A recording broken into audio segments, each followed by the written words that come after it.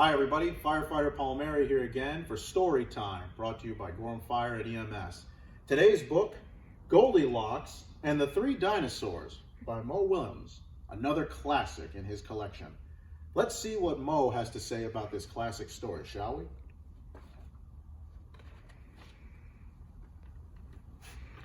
Once upon a time, there were three dinosaurs. Papa Dinosaur, Mama Dinosaur, and some other dinosaur who happened to be visiting from Norway. One day, for no particular reason, the three dinosaurs made up their beds, positioned their chairs just so, and cooked 3 bowls of delicious chocolate pudding at varying temperatures. "Oh boy," said Papa Dinosaur in his loud, booming voice, "it is finally time to leave and go to someplace else."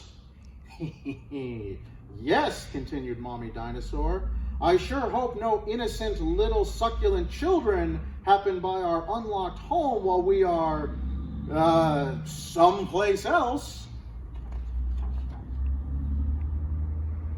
Then the other dinosaur made a loud noise that sounded like big evil laughs, but was probably just a polite Norwegian expression. "Har har horgen frosensakara." The three dinosaurs went someplace else, and were definitely not hiding in the woods waiting for an unsupervised child to come by. Sure enough, 5 minutes later, a poorly supervised little girl named Goldilocks came traipsing along. Just then, the forest boomed with what could have been a dinosaur yelling, "Gotcha!"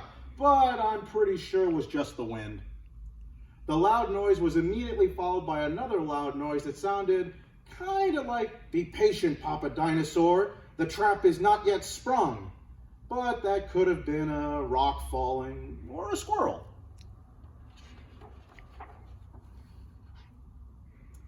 Either way, Goldilocks was not the type of little girl who listened to anyone or anything.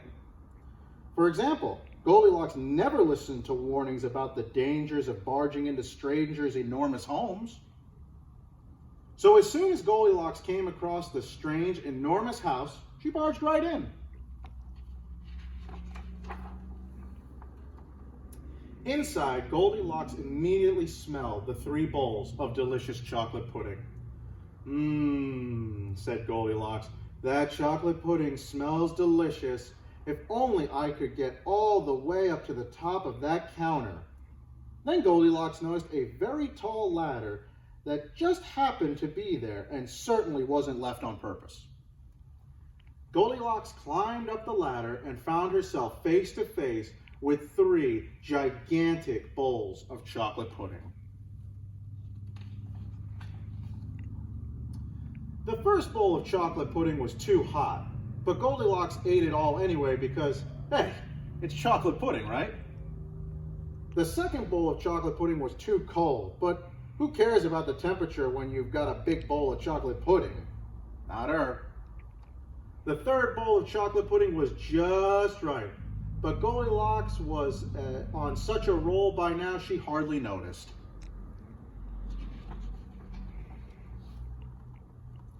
Soon, Goldilocks was stuffed like one of those delicious chocolate-filled little girl bonbons, which, by the way, are totally not the favorite thing in the whole world for hungry dinosaurs. Tired and groggy, Goldilocks noticed 3 chairs in the living room, so she climbed down the ladder and walked out of the kitchen.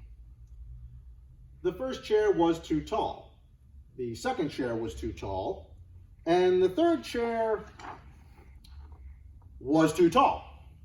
Goldilocks wasn't going to climb that high just to sit in someone's chair, so she hiked over to the bedroom.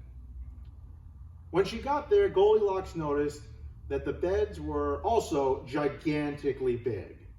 "What is going on around here?" groaned the exhausted girl. "The bears that live here must be nuts." Just then, the room filled with a loud booming noise that was either a passing truck or a dinosaur gloating, "A few more minutes and she'll be asleep. delicious chocolate-filled little girl bonbons are yummy when they're rested. Even a little girl who never listened to anyone or anything had to hear that.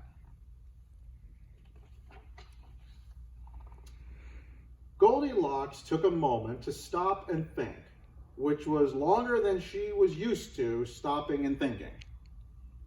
Hey, she told herself, this isn't some bear's house. This is some dinosaur's house. Say what you like about Goldilocks, but she was no fool. As quickly as she could, she ran to the back door and got out of there.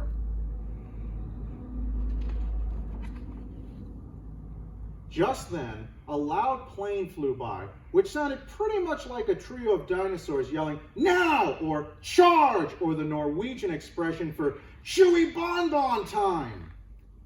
Suddenly and completely coincidentally, the three dinosaurs rushed through the front door. But they were too late.